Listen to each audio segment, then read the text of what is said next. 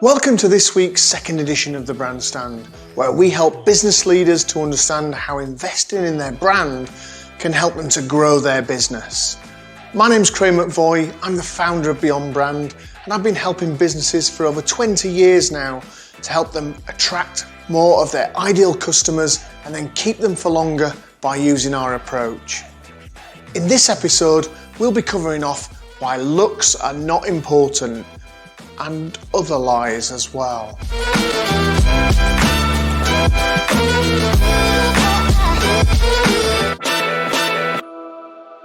Well, we may have been joking slightly by talking about attraction and looks not being important, but there is some truth behind that, and that's that attraction is very subjective. It's only important to the people that you want to attract. So whilst it's important that you become professional and look like you want to stand out in your marketplace, the only people you want to attract are actually your ideal audiences. And that could be, it could even be your employees, or it could be your customers, but it's not everybody. It's the people who you want, who make up your ideal audience, your ideal customer, the one that if you were to multiply several of them, you would have a book of perfect customers on your books. And so Beauty and the Beast can attract each other. It really depends about who's attracted to who. So blending in will not make you stand out, but it's important as well to understand the things that your ideal audiences find attractive.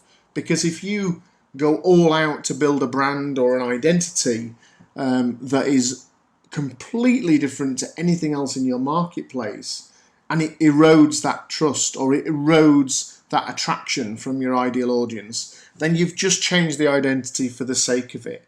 And identity is not just about the logo, it's not just about that design, it's about creating an attractive brand by all means. And as we've already said in these videos, brand is not just about the identity, it's about the personality, it's about how it makes you feel and the emotions, as well as just what it is that people see when they either open a magazine, turn on the TV, or look on the internet at yourselves.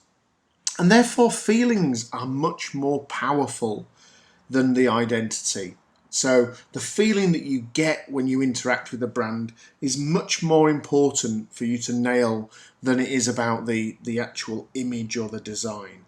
Because we buy emotionally and then we justify rationally. So if something touches the right emotions, the right feelings, it's why we talk about having a gut feel that something feels right. We tend to follow our gut because those emotions are the ones that enable us to overcome the hurdles.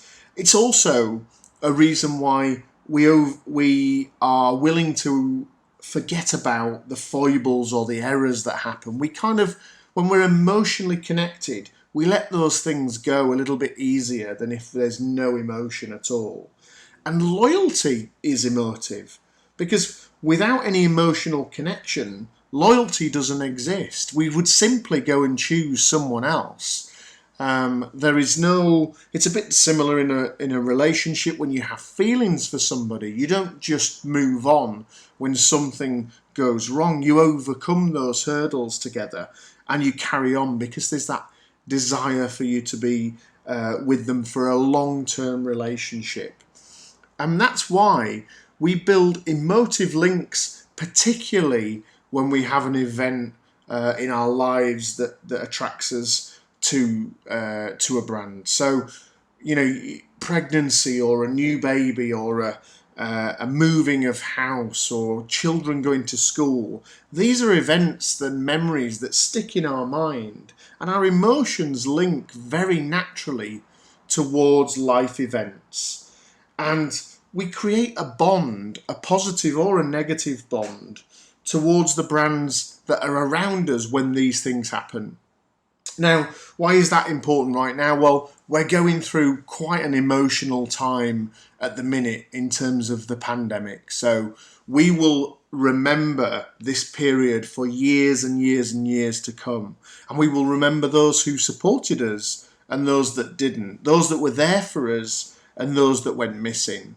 As equally those that made our lives easy because we've got enough to deal with right now, versus those that were a pain and didn't make it easy for us.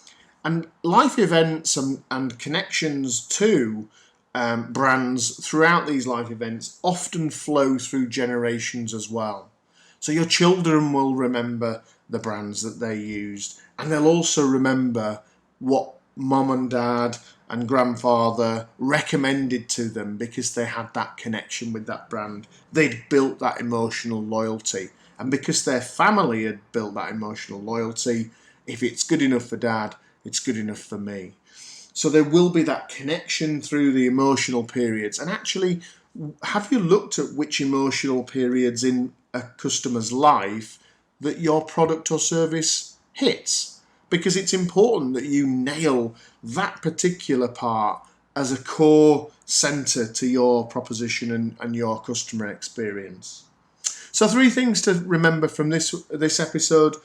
Attraction is very much subjective. It's all about only appealing to those that you are trying to appeal to. Looks, yes, may be part of it, but the identity is much more than the logo. So as we know, it's about making sure those feelings are hit, they're right on the spot, they're powerful, and making sure that you've addressed any kind of emotional links that you're building. And those links will be particularly strong in life events. So what life events is it that you are connected to with your product, service and brand? Come on!